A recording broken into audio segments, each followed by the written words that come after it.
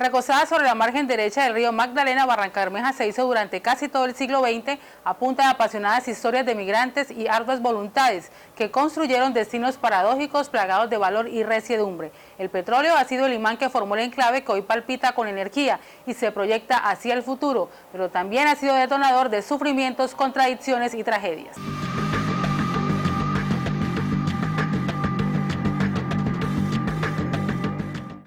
Río de historias que fluyen desde el norte y desde el sur, desde los Santanderes y de Antioquia, desde oriente y occidente, de las márgenes en el alto, medio y bajo del caudaloso Magdalena, para construir un pueblo que se distingue precisamente por intentar permanecer como tal y consolidarse, a pesar de la tradición errabunda de sus forjadores y del carácter de campamento que la ciudad tuvo durante la intensa etapa de formación. Hoy la Corporación Memoria y Patrimonio presenta un testimonio de entrega y valentía que se materializa en la historia de un barranqueño que cuenta sobre sí mismo o sobre sus antepasados. Si existe una memoria viva que aún recorre las calles de la ciudad, es la de este patriarca, Arnulfo Antonio López Ortiz. Conserva el talante que vislumbra que en su mocedad fue un dandy, es decir, un hombre pleno de elegancia, de finura y de originalidad. Se declara un petrolero genuino y muy orgulloso, nacido en el campo 9 y medio, cerca de la planta de agua que está en el río La Colorada, que quedaba en la concesión de Mares y que vivió en todos los campos del corregimiento del centro. Arnulfo Antonio López Ortiz. Nací en el campo 9 y medio, para dejarte turulata, porque tú no sabes ni idea de eso. O sea, donde ahora es cerquita, muy pegado, donde es el campo 11, allá llegando al río La Colorada, llegando a la planta de agua del centro. Oye, ese campo 1 y medio ya no existe. No, está el 23, que allá está la planta de agua, el 50.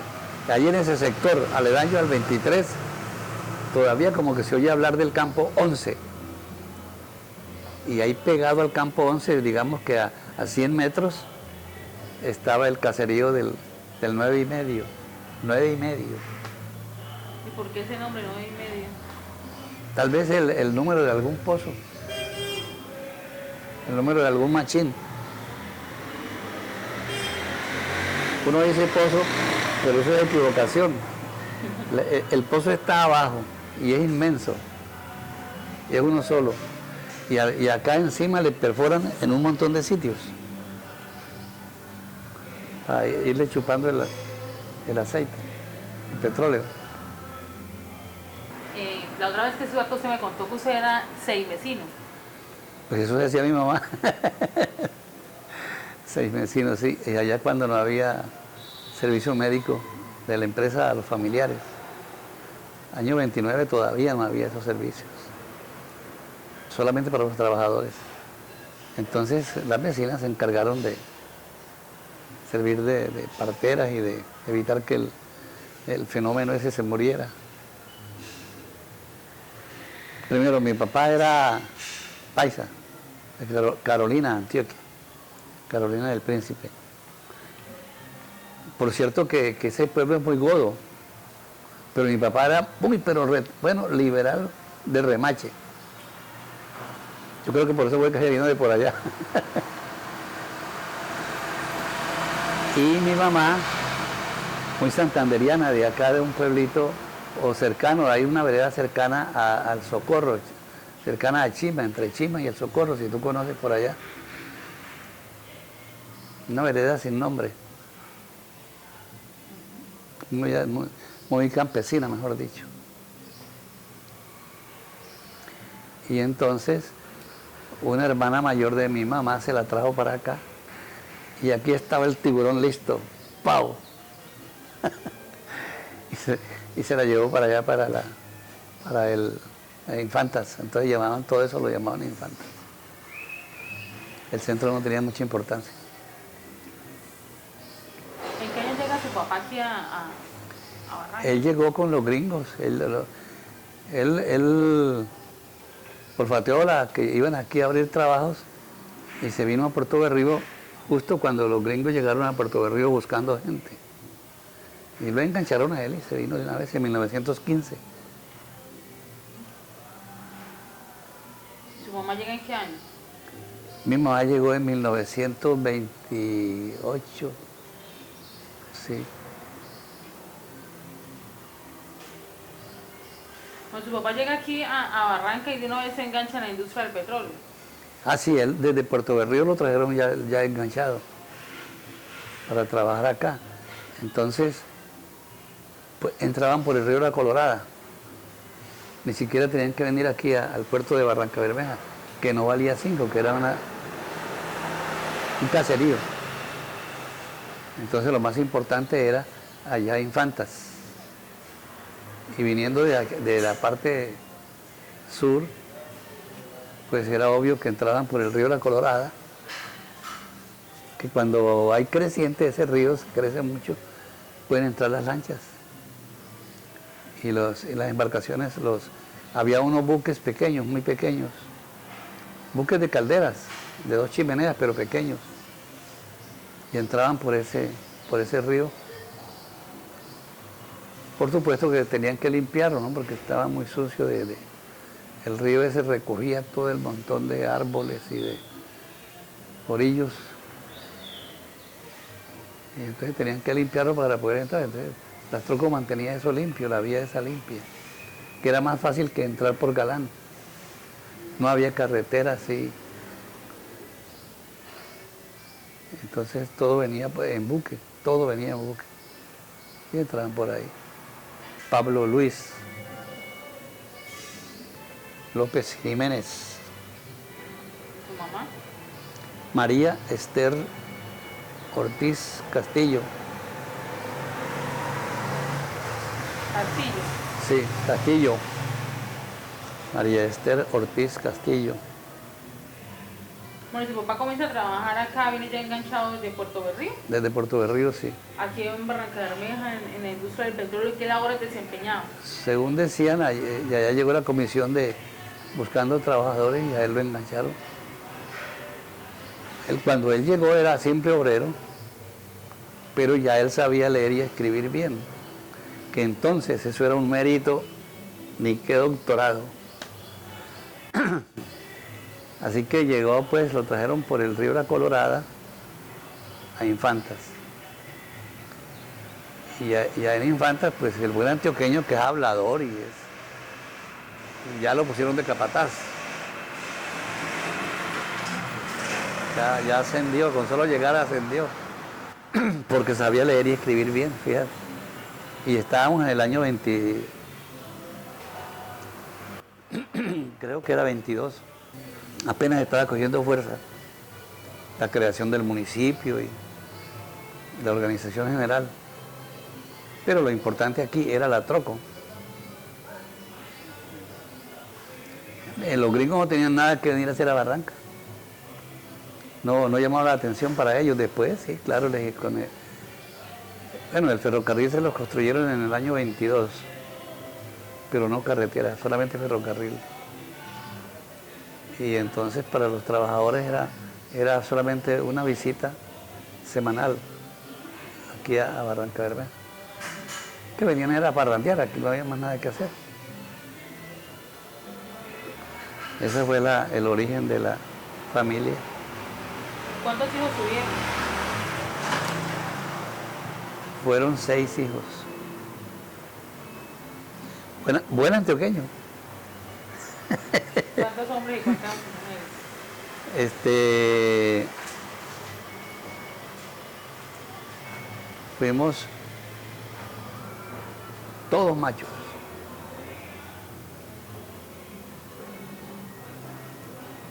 ¿Y qué lugar ocupaba usted entre ellos? El primero, el mayor. ¿Usted es el mayor? El mayor. Ha visto todos los cambios urbanos ocurridos en la ciudad, desde el incipiente puerto con casas de bareque hasta las construcciones que se trazan a diario y el poblamiento que se riega por doquier. Vivió los más florecientes tiempos de la compañía petrolera y sus recuerdos están congelados en los grandes aportes que trajeron a estos campos de explotación minera y que ayudaron a su crecimiento. El Hospital del Centro y el Centro Juvenil son añoranzas guardadas en sus recuerdos. Mi papá era capataz, era mandamás. Y en ese tiempo un capataz era dueño del campo. Había un campo que todavía existe, se llamaba Campo 16 y era muy nutrido. Solteros a un lado de la carretera y casados al otro lado de la carretera. Y mi papá era el mandamás. Y por eso a él lo trajeron en un camioncito por la carretera. Un señor que era soltero, él agarró para allá y mi papá agarró para acá. Y yo me quedé molestando ahí en la carretera. Y yo salí a ver a mi papá que ya llegaba, como yo era el mayor. Y cuando yo pegué el brinco para venir para acá, o que me llamaron, o que sabe qué, pasó el carro, nada menos que el de la policía, a toda carrera, a toda velocidad, y me arrolló, me trituró. Dicen que estoy vivo de milagro, de puro milagro. Me partió 10.000 huesos, hasta la mandíbula me la partió, y yo no tengo ni siquiera cicatrices. Tienen que buscarme mucho para encontrarme. Ni yo ando cojo, ni yo tengo problemas de movilidad para nada. O sea que en el hospital del centro hicieron honor a su título, era el mejor después de Estados Unidos.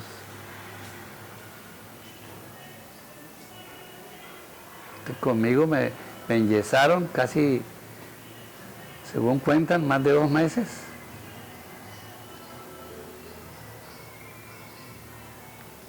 Y me recobraron todo, yo no, ni yo he sentido ningún problema, yo no. Para esa fecha ya la Troco le prestaba servicio a los familiares de los empleados, ¿o por No. qué lo atendieron a usted en el hospital del centro? Porque fue accidentado por el carro de la policía y porque mi papá era el capataz de ese campo, era el primer personaje de ese campo, el campo 16. Y para decirte más detalles, ni siquiera dejaban que me visitaran. En el hospital del centro no permitían visitas. Entonces mi mamá, por una ventanillita, me miraba, lloraba, me hacía berrear a mí y la quitaban.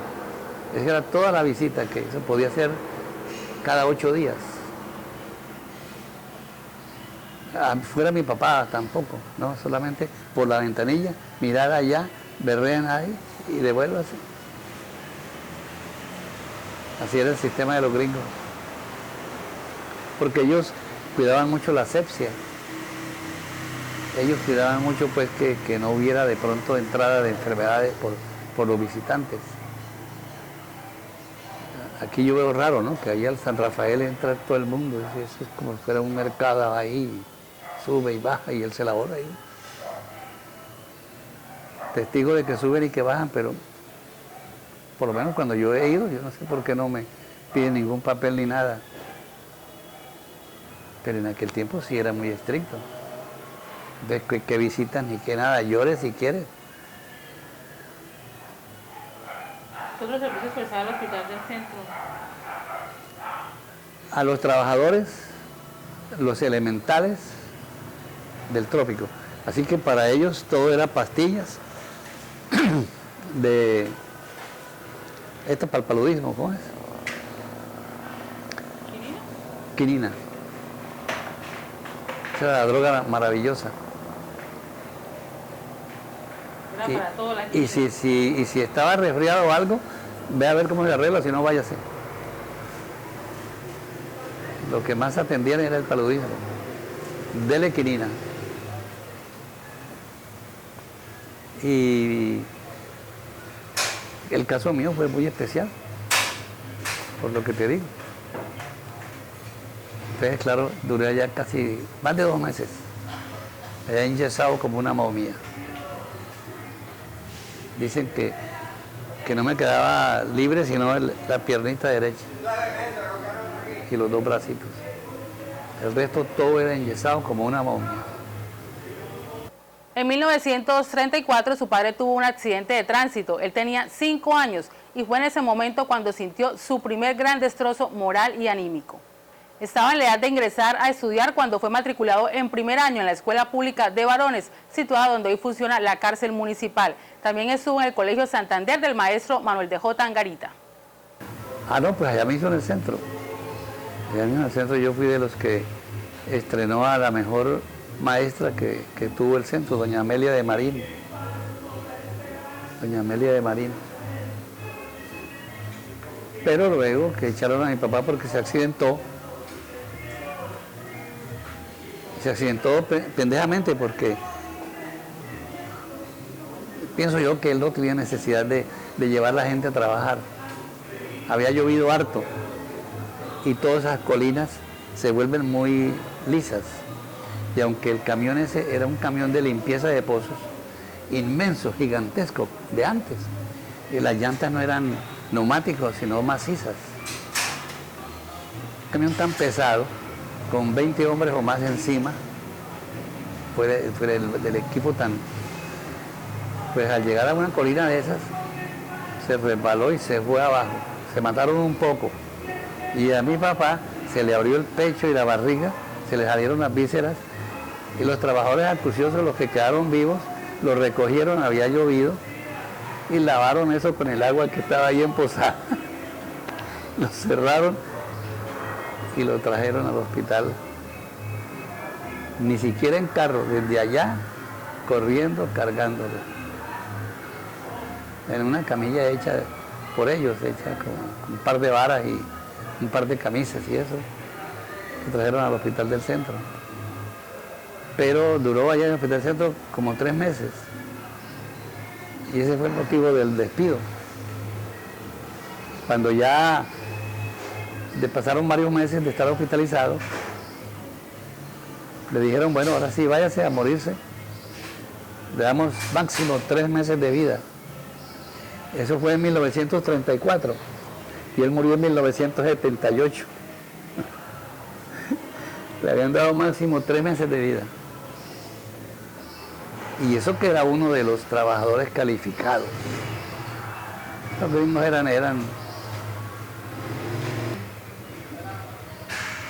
era para los hijos de los trabajadores, sí.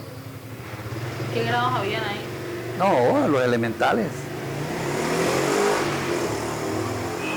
Los elementales por muchas razones, entre otras porque los niños, había mucha deserción, ¿no? Entonces no iban. ¿Por qué había mucha deserción? Porque entonces no era importante saber leer y escribir. Lo más importante era ver si ya tenía un poquitico de músculo, vaya a ver si se ayuda a trabajar, porque...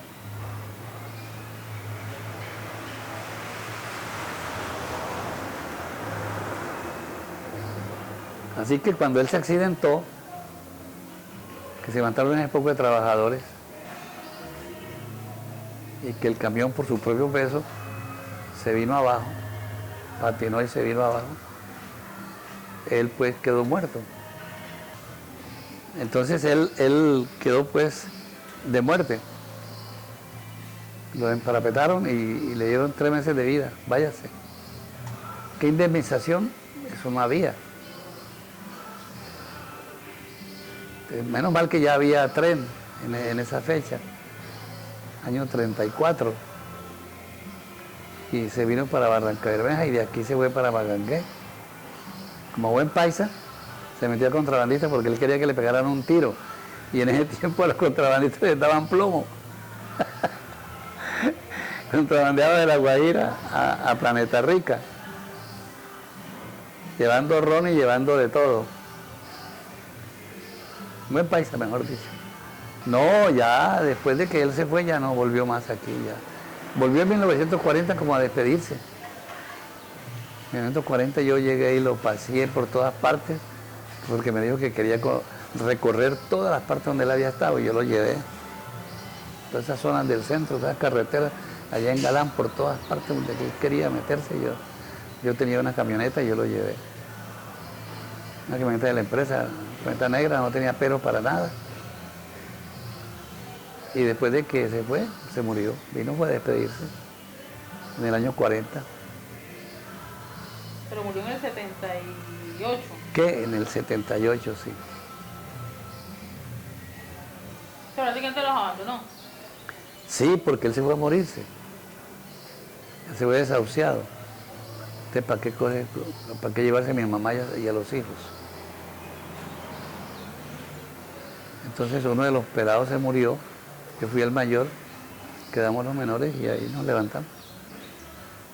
Y era muy fácil pues para una mujer como mi mamá, hecha de H machete, montó una sancochería allá debajito de la alcaldía había una fila de casas que llamábamos 20 cuartos. Ahí ella montó una sancochería y le llegaba el montón de gente. Era muy bonita, muy elegante, muy atractiva. Y unos venían a ver si les vendían comida y otros venían a ver qué tal estaba la onda. ¿Se volvió a casar? ¿Mi mamá? Sí, sí, después de eso sí. Casar es que se consiguió un marido, ¿no? No había ese ánimo por el matrimonio. ¿Se volvió a organizar? Sí. ¿Y en qué año? No, ya como en el 38, 37. Sí, porque mi hermana Dilia nació en el 38 y es la menor. Ah, tuvo otra hija. Sí, aquí con este señor tuvo 2 hijas. Una era Cecilia, que usted la conoció, y que nadie sabía que era hermana mía. Cecilia trabajaba en la oficina en la notaría, ella. Una gordita ella. Cecilia, ¿qué? Apellido Palacios.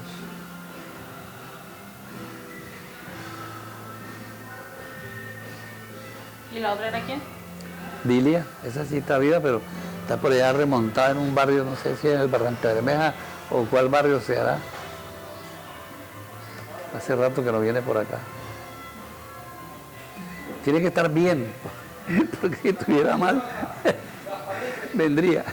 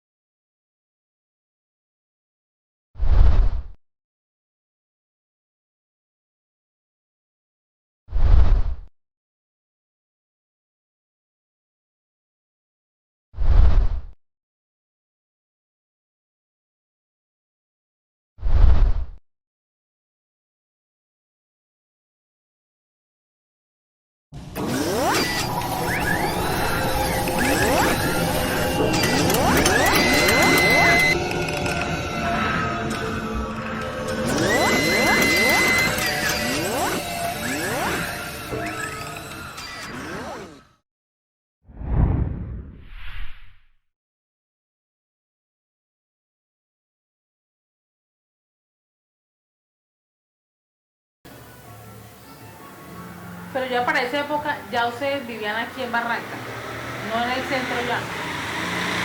Nos vinimos del centro porque mi papá se vino. Pero él, que ya se iba a morir, dijo, no, yo me voy a morir en otra parte, que me den un plomo, pero yo aquí no me quedo. Se metió a contrabandista para que lo mataran. Y no lo mataron. Hizo y deshizo y no lo mataron. ¿Y murió siendo contrabandista?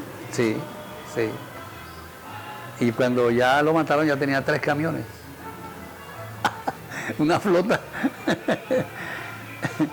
Yo debo tener un poco de hermanos en toda la vía de La Guajira a Planeta Rica, que yo no conozco. Bueno, y vienen a vivir acá a Barranca Bermeja, ¿a qué barrio llegan? ¿A qué lugar? Allá 20 cuartos, que ya no existe. El patio ese donde parquean los buses urbanos. Allá había una hilera de casas de madera, igualitas todas. Y se llamaba 20 cuartos porque eran 20... Era un espacio de 100 metros, dividido por 20, 5 metros de frente y hacia atrás. Esa era la gran construcción de los 20 cuartos. Tenía sala, 5 metros de frente de sala, y tenía 4 metros de frente, no eran muy anchos. Y enseguida de la sala, un dormitorio con pasadizo hacia la cocina. Y la cocina, y más atrás, un patiecito, pare de contar. Y ya detrás del patiecito, la carrilera de la troco, la que iba para el centro. ¿Qué había en Barranca Bermeja para ese año? ¿Ya contaba con servicios públicos, con agua potable? Sí, sí. Había servicio de agua potable, pero rudimentario, ¿no? Por ejemplo, el agua venía en tubitos que pasaban por las aceras. allá por la calle, y de ahí el tubito entraba.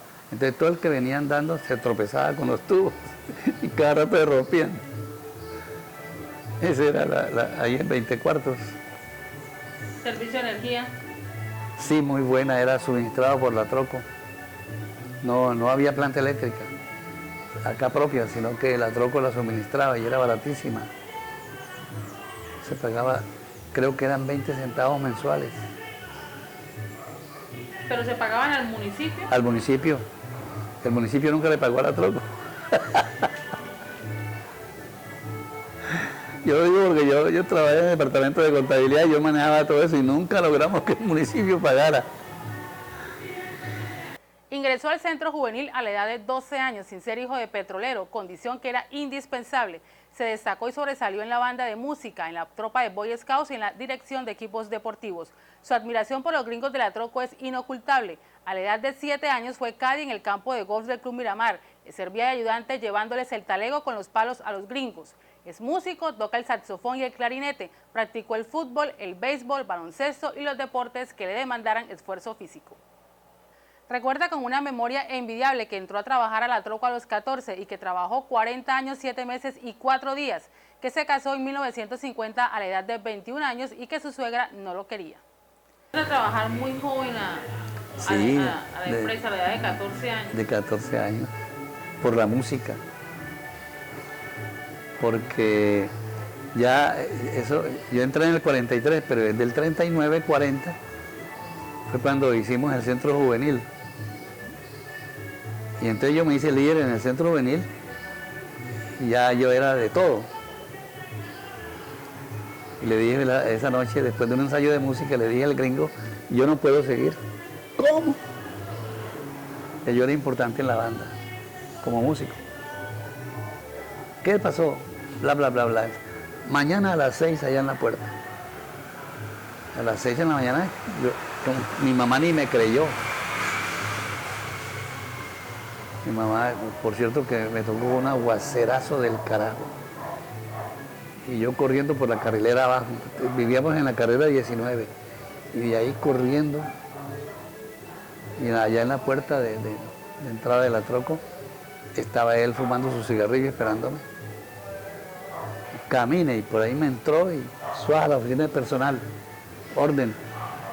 Empléenlo. Está muy pelado, le dijo el viejo ese de la... Y él dijo, no importa.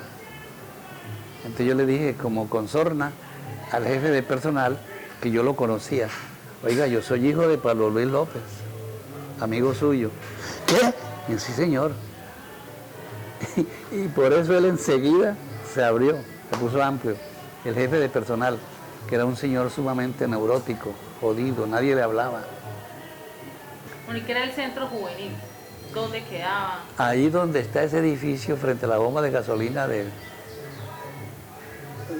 aquí para allá, la última bomba de gasolina. Ese edificio que está ahí, grande, porque después le hicieron uno en el puro frente para hacer una especie de L. El edificio ese está de norte a sur y entonces Ulpiano Díaz, Avispao, le hizo el otro pedazo que está. Él llegó y Avispao fue y consiguió que le permitieran montar un colegio ahí. Y lo hizo también la diligencia que le hicieron el local que está. Después del edificio grande, al frente hay un local más bajito, más pequeño, en dirección de Oriente-Occidente. ¿Y ese centro juvenil lo hizo la Troco? ¿Con qué lo hizo primordialmente para ganarse a los trabajadores, para que no hicieran huelgas, para que trabajaran con más ahínco, porque entraban en la guerra mundial. Entonces en el 39 entró la guerra mundial, ya en el 40 ya fue la conflagración indiscutible, y entonces había que tener contentos a los trabajadores, que no hicieran huelgas, que no hicieran paros, que se dedicaran a trabajar para contribuir en la lucha de los aliados, en la guerra contra Alemania. Entonces los mismos pelados ayudamos a mover ladrillos y arena y eso, todo eso ahí para construir el edificio. Muy sencillo, el edificio es muy sencillo. ¿Y qué hacían ahí en el centro juvenil? De todo. Eso de los gringos trajeron, entre los mismos gringos había gente muy buena para deportes, para todo, y para la música. Entonces yo me hice líder ahí y me metí en todos los deportes, y además de eso era elemento importante en la banda de música, una banda de 40 muchachos. Y yo era el más pelado de la banda. Pero más que para los trabajadores, era para los hijos de los trabajadores. El club ese sí, el local ese sí. Allá no iban los trabajadores sino a cine. Cada 8 días daban cine. Y podían entrar los padres de los niños. Que por cierto yo no tenía ningún vínculo allá. Yo me metí fue de trampa. Yo le dije a un señor ahí, y dije, bueno, yo. Y él dijo, claro, vaya y diga que usted sigue conmigo. Y yo le dije al gringo, yo no puedo volver y este y que lo otro. Y mi papá dijo que bla y bla. Y dijo, no señor, camine vamos. Y me llevó allá de la mano a la oficina de personal. Y ordenó que me engancharan. Yo fui enganchado por orden, no porque yo pidiera. Yo no fui nunca a la oficina de personal a pedir empleo. Sino que él me llevó porque yo le dije que yo no podía seguir en la banda. Pero él me necesitaba. ¿Qué instrumento tocaba en la banda? Clarinete y saxofón, de siempre. ¿Los aprendió a tocar ahí en el centro juvenil? Sí. Allá, los gringos sabían, había gringos. A mí me enseñó un gringo a tocar el clarinete y otro gringo a tocar el saxofón. Allá ponían en el tablero los avisos. Inscripciones para tal cosa, inscripciones para fútbol, inscripciones para boxeo, y yo me apuntaba en todo. Por cierto que me apunté en boxeo, y en el primer entrenamiento de boxeo que llegué yo, narigón y todo, y el vergado ese me pescó, ¡tá! Y pundón al suelo, privado. Hasta ahí llegó mi boxeo. Pero siguió practicando otros deportes. Sí, claro, béisbol sobre todo, y fútbol primordial, claro. Pero también béisbol, y por el béisbol me tocó que retirarme porque una pelota me pegó en la frente. Una pelota que venía, que llamamos de fly, venía del aire, y yo salí a cogerla confiado y ¡pa! En la frente y listo, privado ahí. Entonces el gringo, entrenador de béisbol, tenía la camioneta ahí lista y me llevó rápido allá a la, llamaban botica, al departamento médico, que entonces allá en refinería. Me reanimaron, me inyectaron y listo otra vez. Pero vaya, consiga gafas porque usted no ve. Así que me tocó que ir a Medellín. Pero ya era trabajador, ya me había empleado. Entonces yo uso gafas desde el 46. Me tocó que ir a Medellín a que me las formularan y me las vendieran. Bueno, entonces usted asistía todavía al Colegio Santander. Sí. ¿Dónde quedaba ubicado el Colegio Santander? En aquel momento estaba ahí frente a la casa de mercado, la Pesa, frente a la venta de carne. Pero no era de 2 plantas, era sencillo. Después fue que le hicieron otra planta. ¿Hasta qué grado hizo ahí en el Colegio Santander? Hasta segundo bachillerato. Ya el tercero me tocó hacerlo en nocturna, porque me enfría, mi pierna troco. Entonces no podía venir de día, tenía que ir de noche. Ah, ¿y había para esa época colegios nocturnos también? Sí, el mismo, era el único, del maestro Angarita. Nadie le decía el Colegio Santander, sino Instituto Santander, no. Todo el mundo le decía el colegio del maestro Angarita. Pero se llamaba Instituto Santander. Manuel de J. Angarita. Nos daba palo, nos daba fuerte, que ese tipo sí era jodido. ¿Y de dónde era? Él era como que por ahí de cerca de Ocaña. Pero del lado del departamento del Magdalena. Gamarra, por ahí era un pueblo de estos. Pero era muy ilustrado, muy serio, muy señor. Y como era el único aquí en Barranca Bermeja. cuántos alumnos tenía más o menos el colegio del Instituto Santander? Eso tenía mínimo 200, mínimo 200. Sí, porque eran 4 salones. Y en cada salón había por lo menos 50. No era como ahora que son 10 o 20. En el tiempo era bastante pelado en un solo salón. Para decirte que teníamos profesores. Él contrataba a los abogados, los médicos, esos que vinieran a dictar clases. Y había uno, el doctor Quintero, que se inventó una regla de madera fuerte, larga, como de 2 metros. Y él dictaba la clase paseándose con la regla aquí. Y al que medio chistara, ¡pum! Con la regla esa le daba en la cabeza. Bárbaro. ¿Qué materias veían? Pues, aparte de las rutinarias del pensum, contabilidad. Ahí enseñaban contabilidad. Claro que también inglés y francés,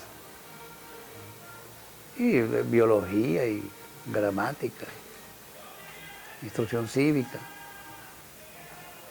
Era un colegio bien organizado. Bueno, ¿y cómo hacían algo para combinar ese tiempo entre el Instituto Santander y el Centro Juvenil?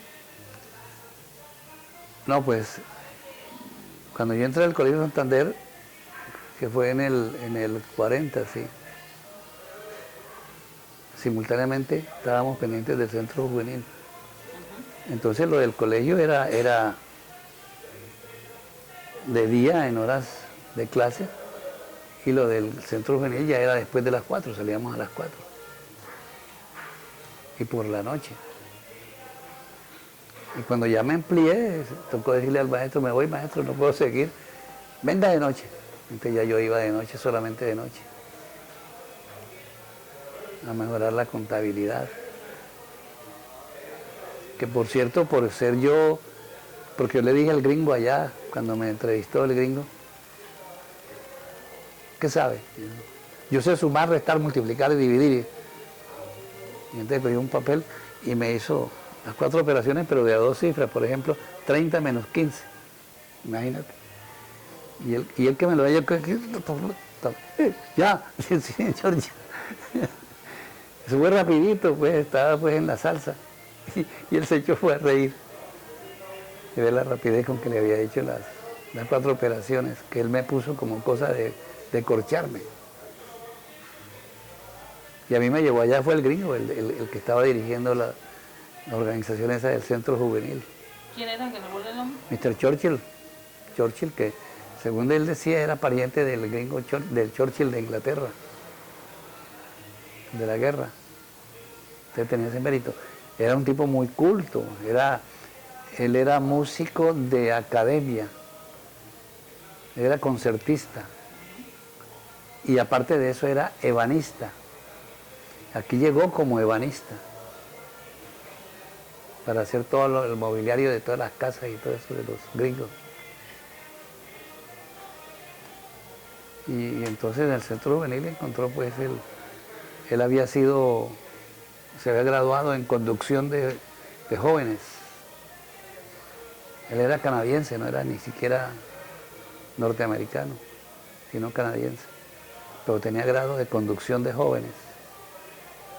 Y lo pusieron a eso.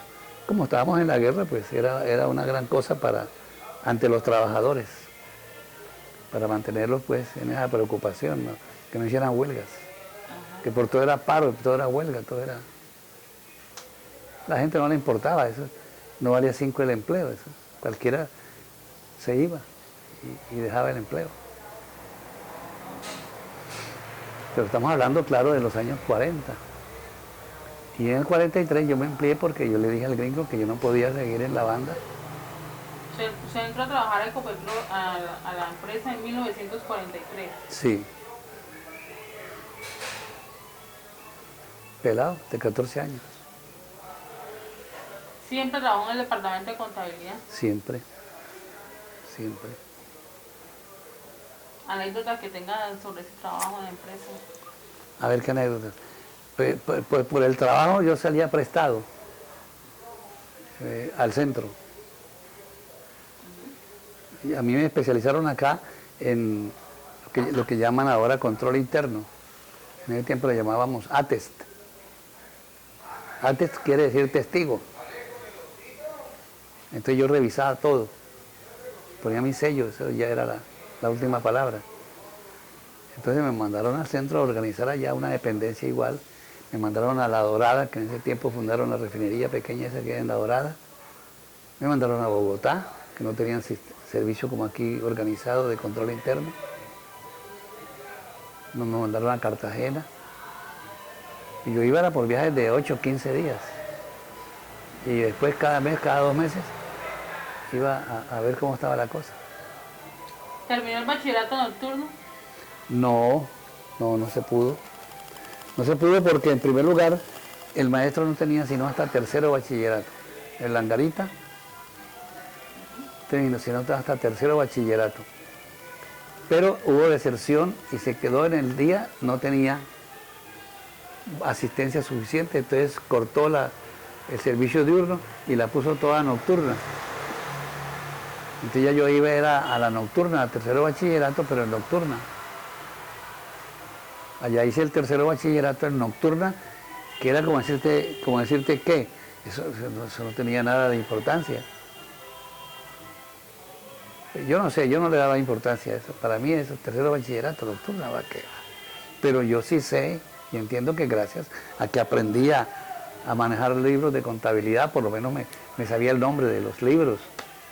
Aprendió la disciplina y puntualidad de norteamericanos y canadienses. Su pronunciación de términos como fútbol o béisbol es impecable. Lo hace a lo gringo. Una cita que el programa no puede pasar de la hora exacta. Ya cuando yo entré allá a refinería, para mí no era raro pues hablar todo era en inglés, hablar de un folder, hablar de un file, hablar de un voucher. ¿Aprendió a hablar en inglés? Yo sí. ¿Usted habla inglés? Digo yo que sí, ¿no? No sé. ¿Qué dirán los gringos?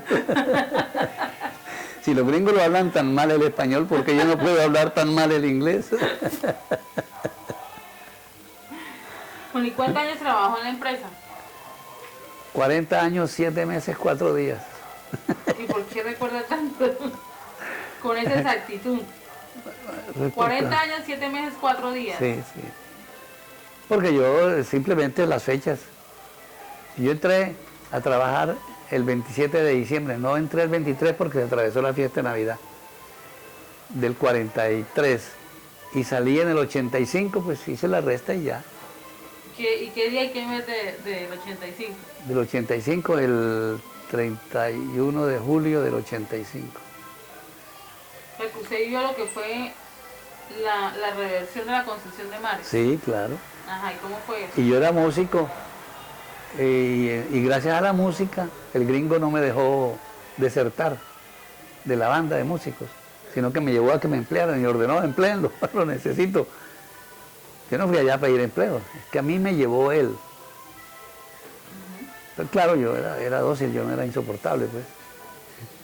Y de todas maneras, empecé en el 43 y salí en el 85, cuando ya me pensioné. Porque yo les había puesto de límite, cuando yo cumpla 55 años de edad, no importa el servicio que tenga, yo me voy. Y así lo hice. La reversión fue en el año 51. 51. ¿Cómo vivió esos días de la reversión de la construcción de Mar? A mí me tocó vivirlo soplando el clarinete y el saxofón, porque todo era en ese momento. Tenían que celebrar todo, que hay que tocar en el Club Miramar, que ahora que vamos a tocar al centro, que hasta en Casabe hubo que ir a tocar. La reversión fue en el 51, ya estaban los de Casabe también. Entonces iba para todas partes como músico. ¿Tenía algún nombre la banda? La banda del Centro Juvenil. En inglés tenía un nombre, ¿no? Arcoiris, en inglés Rainbow Boys. ¿Arcoiris? Sí. Que en inglés, y ahí en el bombo decía Rainbow Boys.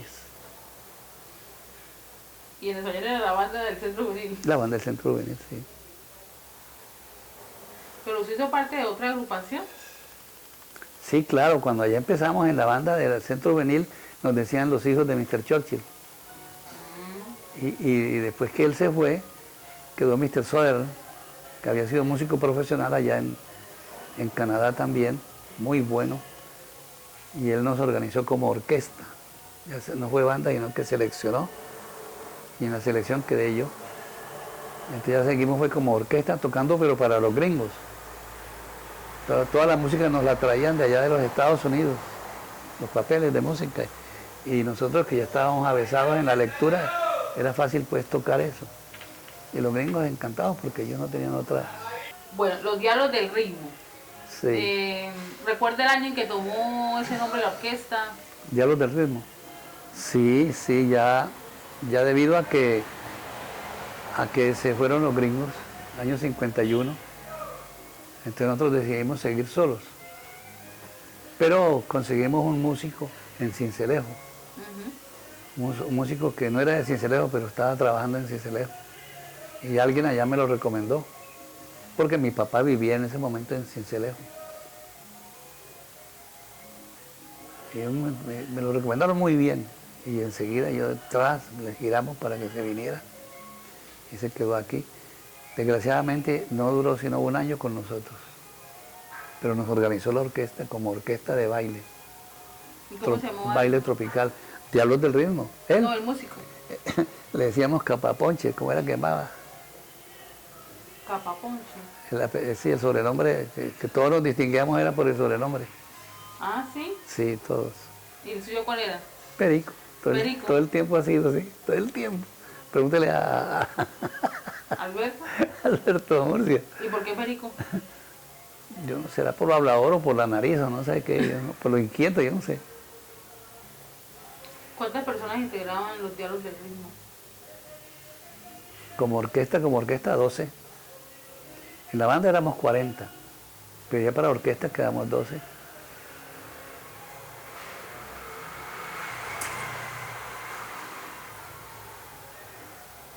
Bueno, entonces alternaba la música, las presentaciones de los Diablos del Ritmo con el trabajo en Ecopetrol. Sí, sí, sí. En refinería, yo no sé decir Ecopetrol, es refinería. Y hay mucha gente que no le gusta eso. ¿Y hasta qué año duran vigentes los Diablos del Ritmo? Para ver cómo está el 55. Es que la señora mía se alegró mucho. ¿Allá usted se había casado? Yo me casé en el 43, ¿en el qué? En el 50. Me empecé en el 43, me casé en el 50. Muy joven. Sí, sí, apenas cumplí los 21 años. Cumplida, saqué la cédula, mamá, mire, la cédula, me voy a casar. ¿Cómo? Sí, señora, ya tengo una novia lista.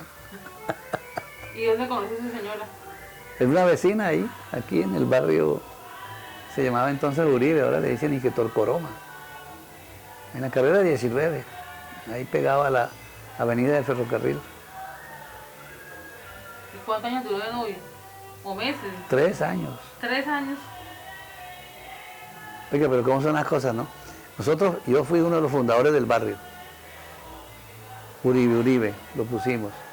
¿Por qué? Porque había un señor muy comunitario, muy trabajador, muy antioqueño, y de un bigotón grandote que se parecía al general Uribe.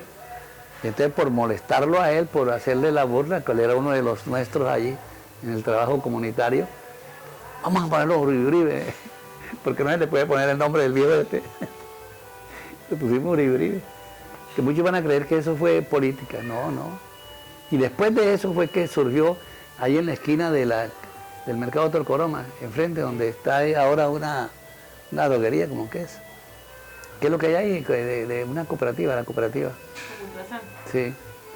Ahí tenía un almacencito, un señor por allá de Ocaña. Más escudo. Y él dijo que no, esto no es Uribe, esto aquí es Torcoroma. Entonces por el cuento de la Virgen se metió él para quitarle el Uribe. ¿Quedó dividido el barrio entonces? Quedó dividido, sí. Bueno, ¿y cómo eran los noviazgos de esa época? como todo el tiempo. Muy distinta, no. No, era diferente porque no había el ambiente que hay hoy, ¿no? Hoy la peladas ni piden permiso siquiera. Se van para los bailes con los novios. Cuando la mamá las ven y ya están. Y cuando el viejo dice, ¿para dónde vas? Es que dice, yo voy para un baile y arranca. Entonces, era diferente, ¿no? Uno tenía que visitar y hacerse el novio. Yo duré 3 años. ¿Por qué? Porque la suegra no me quería. Y hubo que posponer. Primero que todo, la suegra era del banco. Se crió en Monpós. Se crió con una familia muy cremosa en Monpós, al estilo monposino. Entonces, le tenía odio a los sabaneros. Y los sabaneros que le daban pata a las mujeres. Ella no quería que un vergajo sabanero le diera pata a su hija. Y ella creyó que yo, por ser músico, era sabanero. Y me costó trabajo convencerla de que yo no era ni sabanero ni patán. La vida de este personaje está llena de anécdotas graciosas, historias de amor, recuerdos de niñez, experiencias singulares, retales de vidas cruzadas e innumerables conocimientos. Don Arnulfo aún gira sus ojos para admirar la estética femenina, pues dice que la vejez empieza cuando se pierde la curiosidad. Dice también que le gusta escribir y registrar hechos, pero que no es historiador. Afirma que la historia incluye los hechos y temas del pasado, las luchas del presente y las esperanzas del futuro. Es posible que con el relato de don Arnulfo afloren imágenes que estaban vivas, ocultas y dormidas en nuestras memorias, más aún siendo conscientes de que no siempre la historia oficial se escribe acertadamente. Ojalá que el relato de este hombre logre evocar muescas indelebles que el paso del tiempo no ha borrado de nuestra memoria y que hemos querido dejar desgranadas aquí, preservándolas del olvido.